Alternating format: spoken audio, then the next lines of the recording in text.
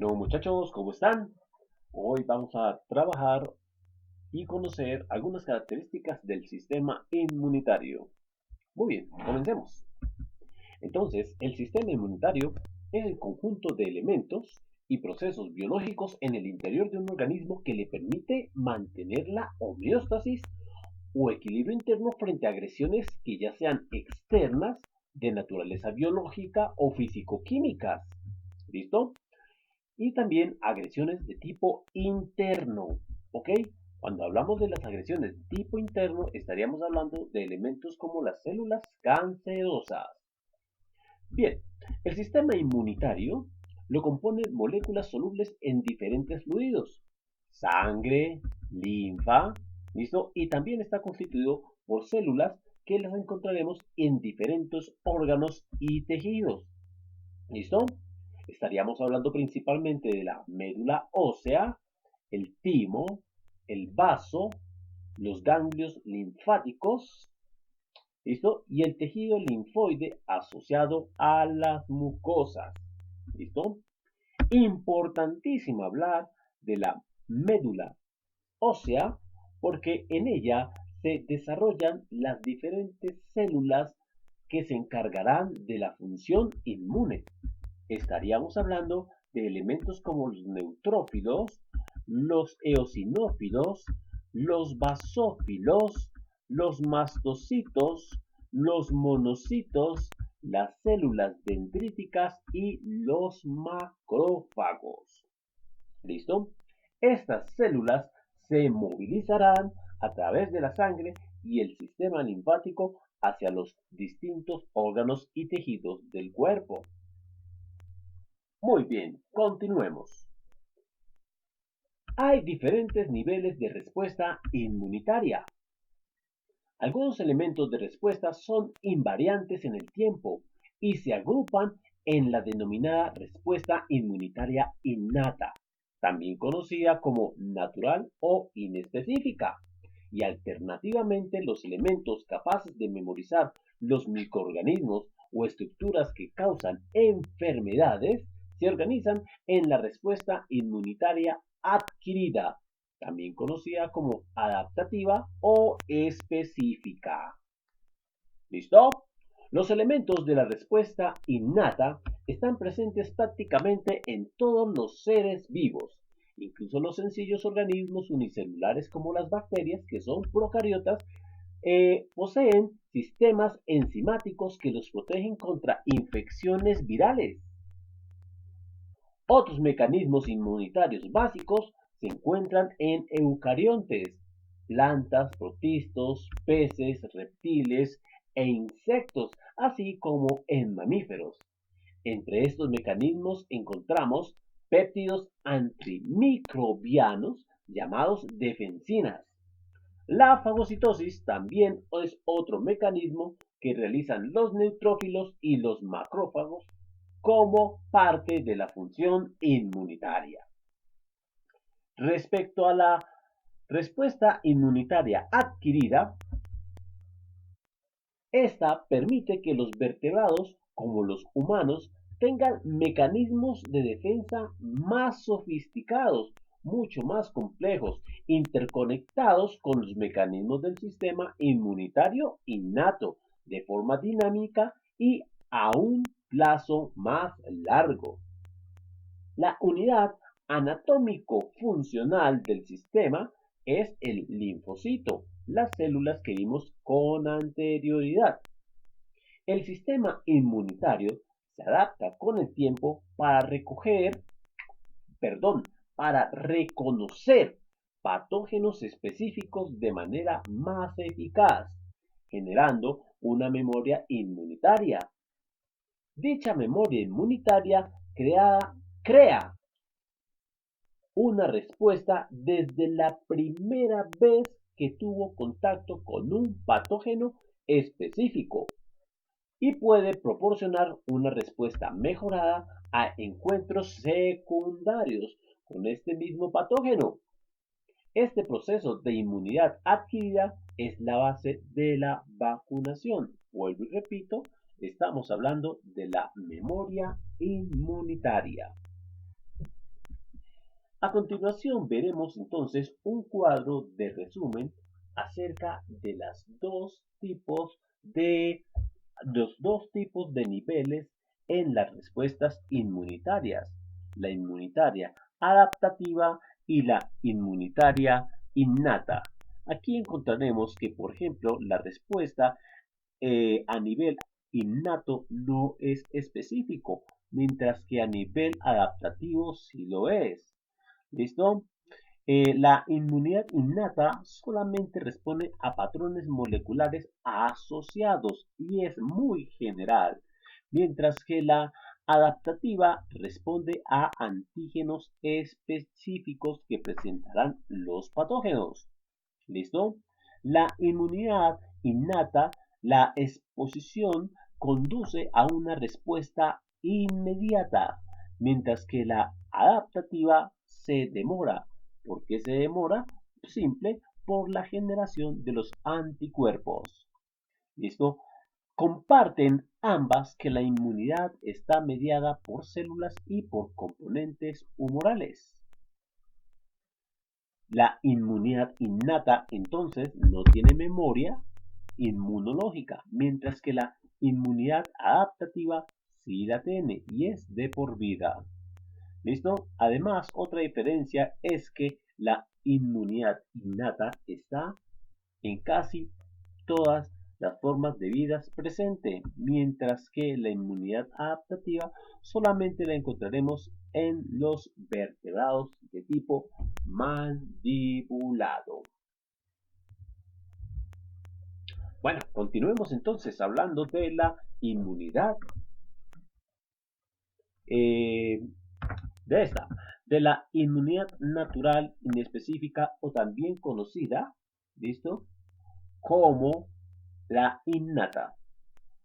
Bueno, en este caso vamos a encontrar que esta presenta varios elementos, por ejemplo, las barreras superficiales. Varias barreras pueden proteger a los organismos de las infecciones, incluyendo las barreras mecánicas, químicas y biológicas. Las cutículas ceruminosas de las hojas y de los tallos. ¿Qué más encontramos por aquí? El exoesqueleto de los insectos, las cáscaras de los huevos, inclusive la piel, son elementos de las barreras mecánicas que forman precisamente la primera línea defensiva contra las infecciones. Sin embargo, como los organismos no pueden aislarse completamente de sus medios, otros sistemas participan en la protección de sus aberturas corporales, como los pulmones, intestinos y el aparato urogenital. Respecto a los pulmones, la tos y los estornudos expulsan mecánicamente los patógenos y otros irritantes de las vías respiratorias.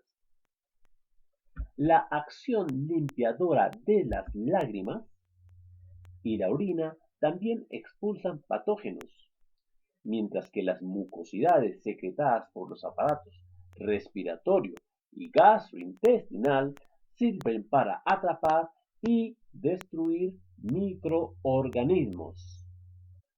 Dentro del tracto genitourinal y gastrointestinal, la microbiota comensal, estamos hablando de los microbios asociados a nuestro organismo, sirve como barrera biológica porque compite con las bacterias patógenas por alimento y espacio, y en algunos casos modificando las condiciones del pH o el contenido de hierro disponible. Esto permitirá reducir la probabilidad de la población de patógenos para alcanzar un número suficiente de individuos como para causar enfermedades. Dentro de las barreras, dentro de las barreras encontraremos también las humorales. Estas básicamente se describen iniciando con la fiebre, que se define como una elevación de la temperatura corporal.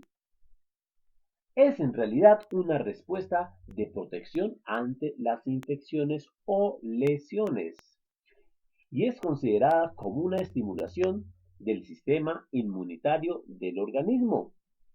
La fiebre es provocada por un tipo de monocitos, recuerden que arriba nosotros los estuvimos mencionando, que producen unas sustancias químicas llamadas pirógenos.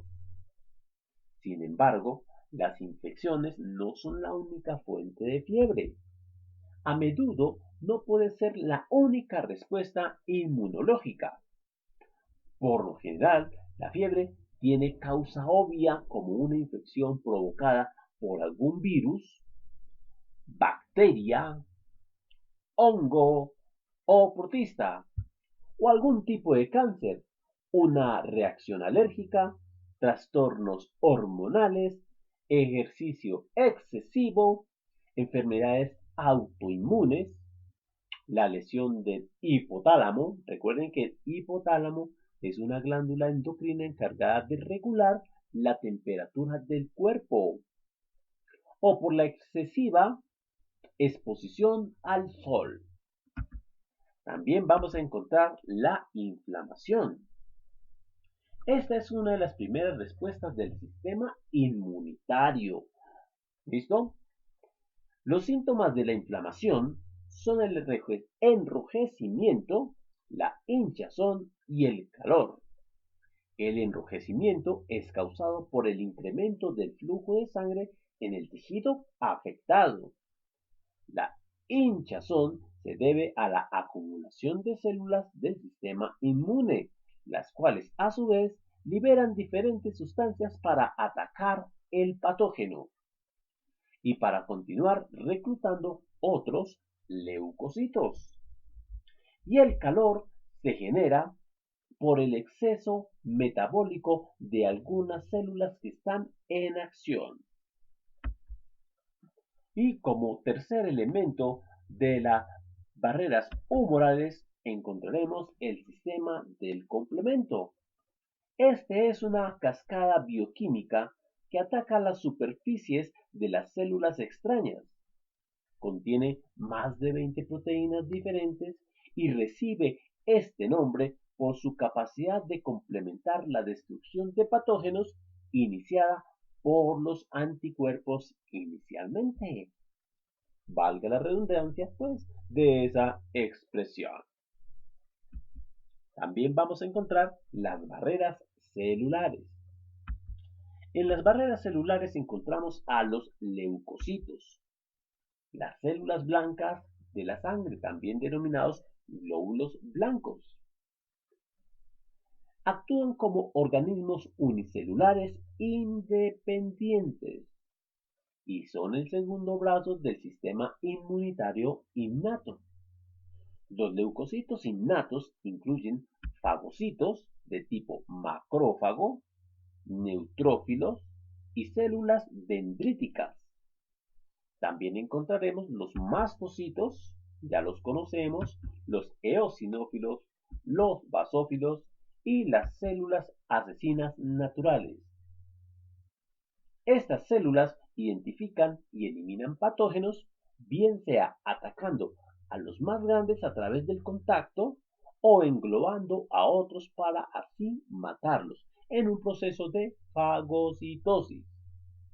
Las células innatas también son importantes mediadores en la activación del sistema inmunitario adaptativo.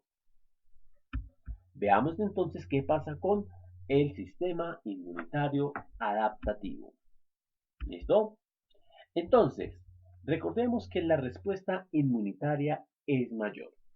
El sistema inmunitario adaptativo evolucionó en los vertebrados primitivos y permite una respuesta inmunitaria, como mencionaba, mayor, así como el establecimiento de la denominada memoria inmunológica, tal como lo habíamos comentado inicialmente, donde cada patógeno es recordado por un antígeno característico y propio de ese patógeno en particular. La respuesta inmunitaria adaptativa es específica de los anticuerpos y requiere el reconocimiento de antígenos que no son propios durante el proceso llamado presentación de antígenos.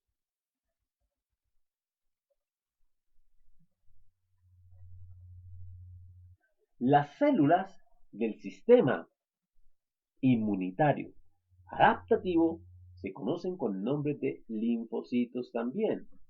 Son una clase especial de leucocitos, llamados células B y células T. ¿Listo? Son las clases principales de linfocitos y derivan de células madre hematopoyéticas pluripotenciales. Hematopoyética significa son células formadoras de células sanguíneas. ¿Listo? Pluripotenciales.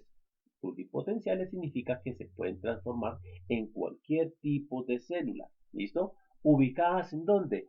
En la médula ósea.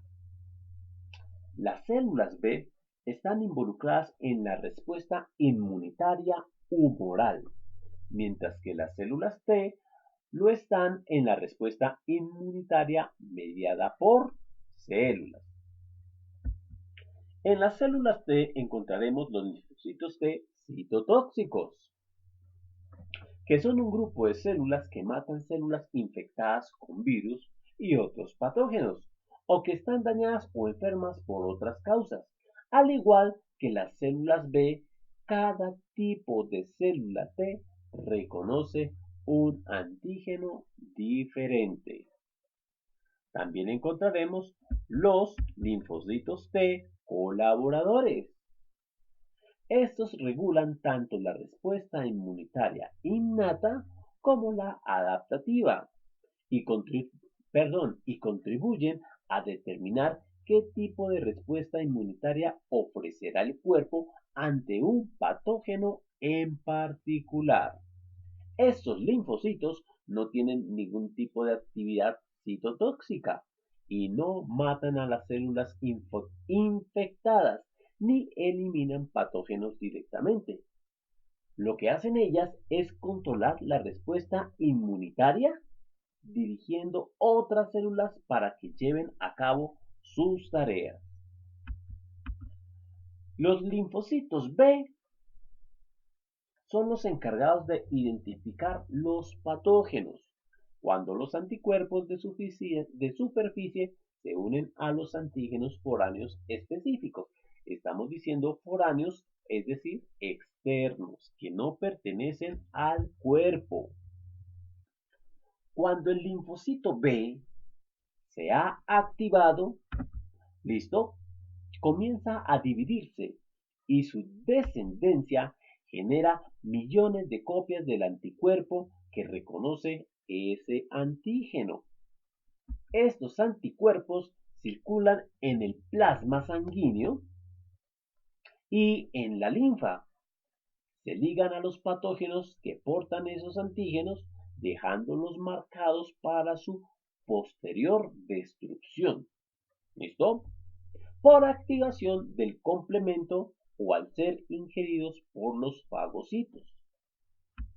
Los anticuerpos también pueden neutralizar ciertas amenazas directamente ligándose a toxinas bacterianas o interfiriendo con los receptores que virus y bacterias emplean para infectar a las células. Cuando las células B y T son activadas, comienzan a replicarse y algunos de sus descendientes se convertirán en células de memoria.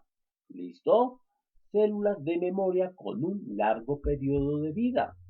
A lo largo de la vida de un Homo sapiens, ¿quién es? Correcto, el ser humano. Estas células recordarán cada patógeno específico que se haya encontrado y pueden desencadenar una respuesta si detectan de nuevo a ese patógeno en concreto. Esto es adaptación, porque ocurre durante el tiempo de vida de un individuo como una adaptación a una infección por ese patógeno y prepara el sistema inmunitario para futuros desafíos. La memoria inmunitaria puede ser pasiva y de corta duración o activa y de larga duración. Bueno, muchachos, es una corta y breve explicación de lo que sería en sí el sistema inmunitario. Les deseo que tengan un feliz día y estén muy bien.